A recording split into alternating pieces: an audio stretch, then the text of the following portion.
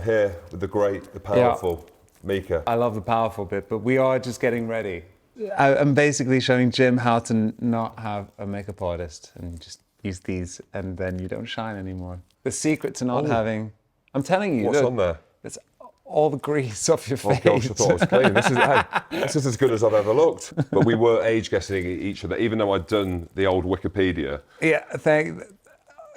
And you didn't want to insult me because you didn't want to suggest that I was 40 years old because you had a little bit of a kind of like mental block. But I would never get insulted about my own age. But it's more that you're the same age as me. But We're you 40. look, yeah, but you look a lot better than me. Like I I don't can know about say that.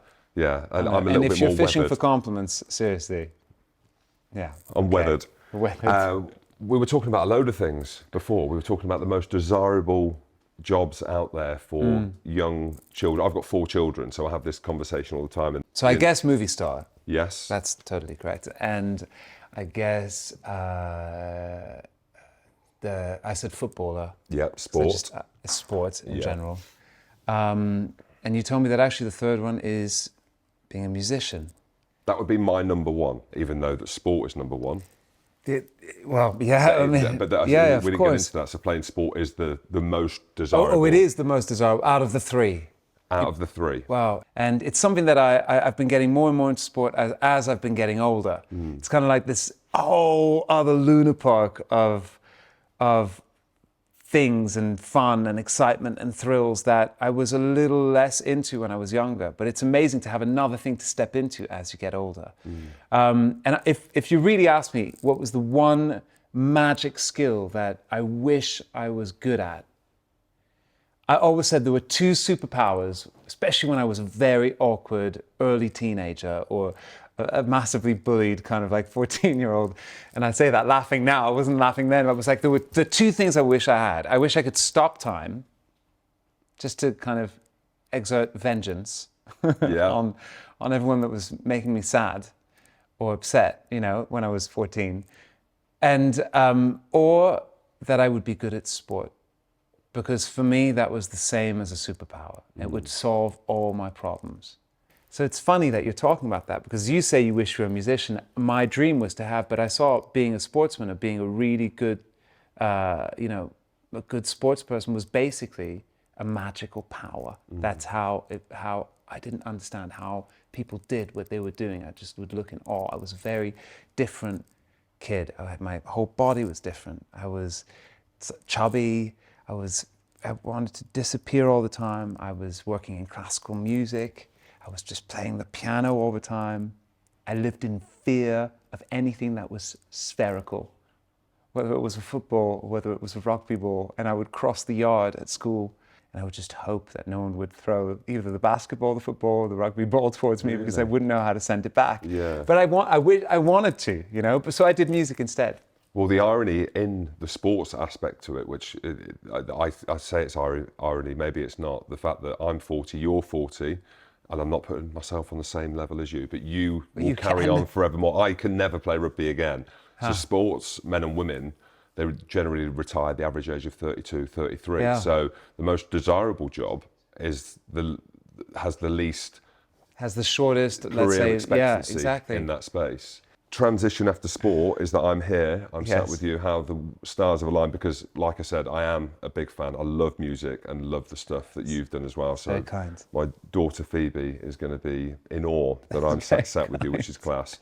But you have an association. I was going to kind of explain it, but I thought it might be good for you to talk about your relationship, your role within the World Cup here. This World Cup. So they called me up about a year ago, the RWC, the French part of the RWC, and they said, we're planning something. We want to use this opportunity of the Rugby World Cup to teach thousands and thousands of kids how to sing. Well, I started to look into it and I saw there was a particular vibe around rugby. It's just, especially when you get into the macro scale of things. We're not talking like, rugby at school, or rugby in a village or in one town. The macro version of rugby, when it gets to something so big, it's got a very specific energy. It's different to football. There's a different kind of vibe around it. It's a little less commercial. It's a little more diverse in a sense. And so I have a very particular way of working. I really get my hands dirty. I really produce shows. Learning how to sing sounds like an amazing idea. The reality is so complicated because before you teach the thousands of kids, you need hundreds of teachers. So the comic opera, which is like the equivalent of the ENO in England, let's say it like that, they trained up 120 teachers. They then dispatched these 120 teachers all across the country. They then went out into the community and found out who wanted to sing and train up to form these little hubs of choirs all around the country. It's obvious that, you know, it's something that's worthwhile doing. So that was the intention. And I've met some of these kids, a lot of these kids, and the energies, you know, you've met them too. The first time we met, you saw the energy of just a little tiny selection of them. I think you met about 90 of them. Yeah. I mean, they were smiling from ear to ear. Yeah, they were loving but also it, their weren't energies, they? they just don't stop. I went to the opening match and I was there and I met the kids and they were so excited. It was very clear from the first weekend, and I'm, you know, in the stadium but also watching at home, that the way that they had done the hymns and the technical constraints, it wasn't as effective as it needed to be. They needed to be reworked. So with all the teams, I jumped in and I reworked them with them, and they worked really hard. And these kids were there every morning at 8 a.m. all week, re-recording 20 hymns and getting the accents right and singing them in unison. And then I got all my friends to come in and arrange orchestras and marching bands, and we begged people for favors, and my buddies were working overnight in the studio. So for the final, are the kids going to be part of it? Because I watched the one in 2018 when I was on the cross trainer. I think it was 25 minutes on YouTube. Loved it. No, this is different. This is to kind of just create a bit of a flash of good energy, a flash of excitement, a flash of colour and joy, just for a couple minutes, and then go straight into the national anthems, where, you know, for me, it's all about setting up the national anthems, that the national anthems have the most intense energy they possibly can, and then getting on with the ferocity of the match. We are not touching the pitch at all. So the guy from the Stade de France is very happy. So where are you doing it from? Are you allowed to share? Yeah, I can tell you. It's been quite a challenge. It's like, how do you turn a disadvantage into an advantage? And I say, well, what are we going to do? Where do we go? Along the side of the pitch? In the end, I realized that there are these tunnels, right? These access tunnels that are also in the corners. And they're kind of dead zones. Even during a match, you always see these kind of like... That's where we do our so you know exactly what it feels like, yeah. right? And so I was like, well, what if we just took over one of these tunnels before the match? And the stage kind of like gets built in a matter of minutes and pop, pop, pop, pop, pop, fills up the tunnel. In front of the tunnel, okay, it's kind of charged with lifts, LED screens, hundreds of lights that come in and out in a matter of minutes. And on this stage, there are going to be 103 performers. Some of the best of these kids are forming this kind of mega choir and almost like dream marching band orchestra in this kind of bandstand that we've inserted into the tunnel. And the most beautiful thing about it is that it's almost at the same angle as the stands. So you see the people, and then you see the stage, and the audience continues. And since I saw that the whole audience were going to be so much part of the concept of the show, we're also implicating and asking 15,000 spectators that are in the corner of the Stade de France to also be part of it. So there's another surprise within that. We just need to scream joy. We need to scream color, we need to scream love, we need to scream joy. And it's connected to this whole thing that was launched with the representing and closing this whole story of these 7,000 kids, but in the most beautiful, professional, and kind of joyful way possible. Yeah, and when you look at that, when you look at our game, and this is something I'm really passionate about, and being pitch side and being close to my peers, having played on that pitch many a times, you look at the velocity in which it's played, the collisions, the physicality, the gladiatorial aspect. Yeah. But then you look at the love, the interaction between the players, the referee, the supporters, which is love. I'm going full Mika here. I'm going full love. You know, I am. I can think, you know, and that's what it is. But it and is, the energy that you have, I think it's. But it's not amazing just you get to mine. do that. I felt it at the top 14. I felt it at the top 14 at the Stade de France last time. I felt it going back to the matches. You feel it. If you haven't lived it, you just don't get it. It's a different vibe. It's not football. It's different. You have to live it. You have to see it to understand it. And we've tried to build a show that has those core values within it at its center. One thing that is a shame is What? that the French team, the France national team, won't be playing in the final. Why'd you say that with a little hint of a... I'm actually sad if you to ask, and I'm a big South Africa Yeah. fan. I'm a big New Zealand fan. I agree, but that was a spectacular match. It was unbelievable. It was that was the best. It was ferocious. The best of what we can showcase for sure. And France were playing absolutely brilliantly, and the way that they defended themselves in front of what is now being coined one of, you know, kind of the legendary teams with a legendary run, and the hopes are really, really, really sky high for South Africa right now. But it's been an amazing World Cup, and it's been an amazing one to watch from the side. And yeah, it is sad that they're not in there. Of course, it would have been an amazing moment. And did they have a chance? 100%. You know.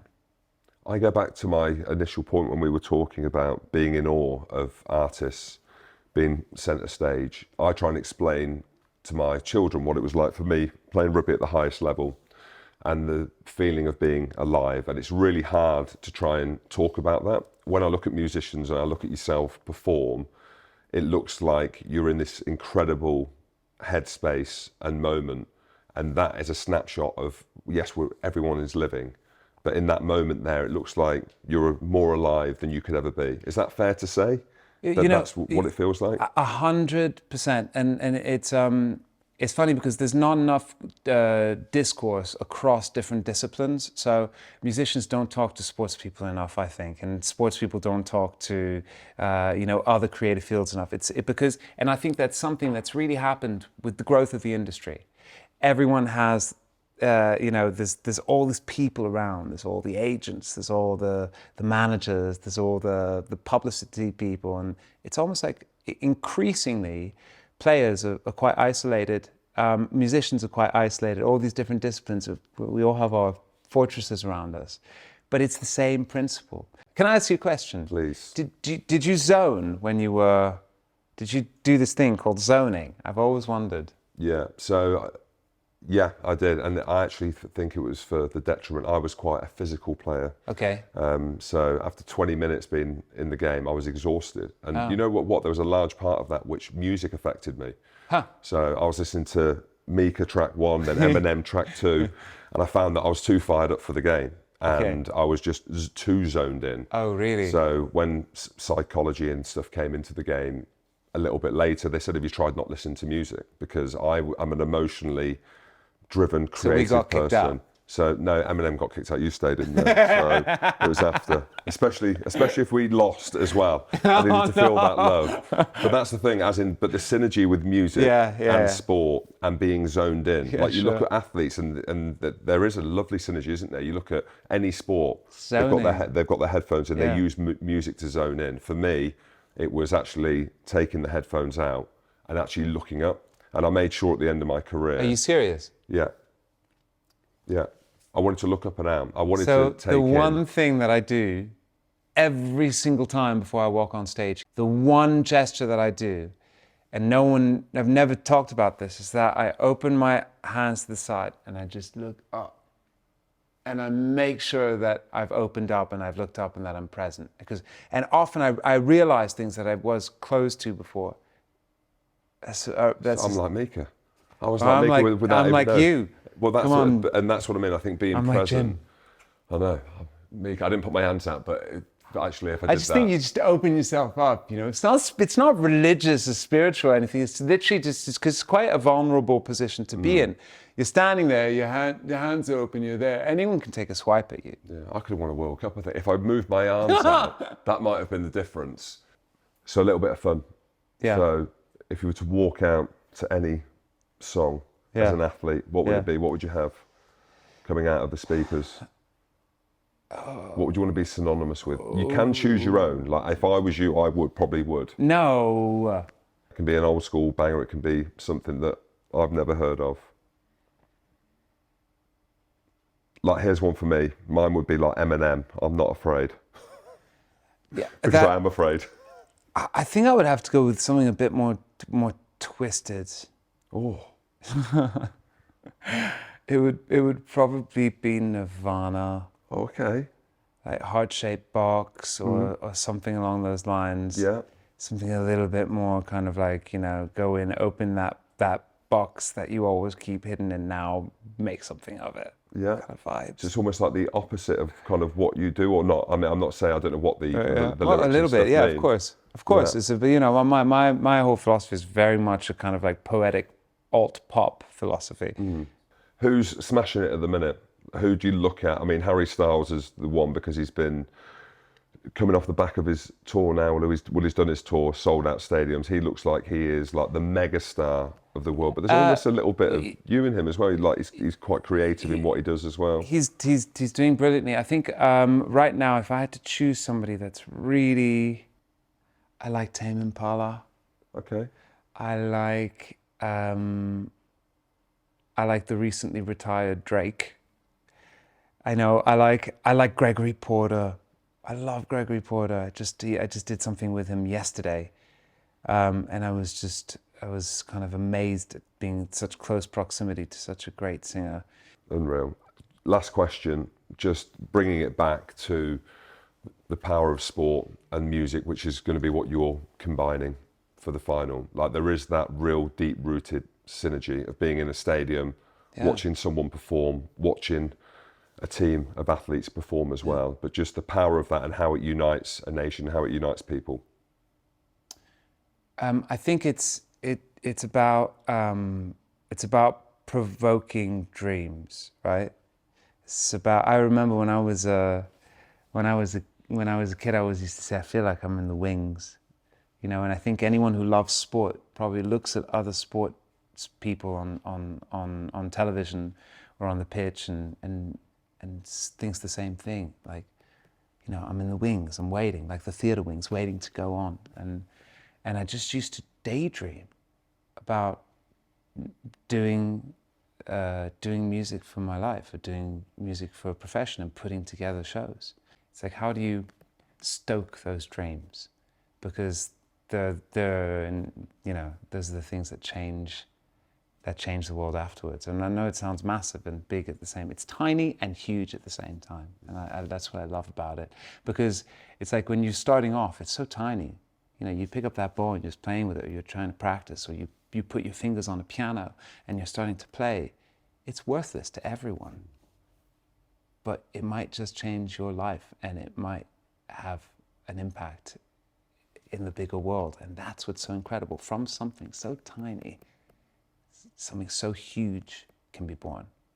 And even if it doesn't get huge, but it's just huge for you, it's worth it. It's a value system. I would say everybody has their own version of a value system, and people who feel like they have value and that they're empowered will be happy and will be happier living together. And when you feel devalued and you don't feel like you're worth anything, it's bad for yourself, it's bad for everyone around you. Mika, I could have spoken to you all day, but we'll save it. I'm going to be pitch side. Okay, I'll be there for the final. You will be there, and I'll be there doing my show. So we're kind of intertwined now forever off the back of that. Thank you so much. It's been a huge pleasure. Thank you, legend. Thank you.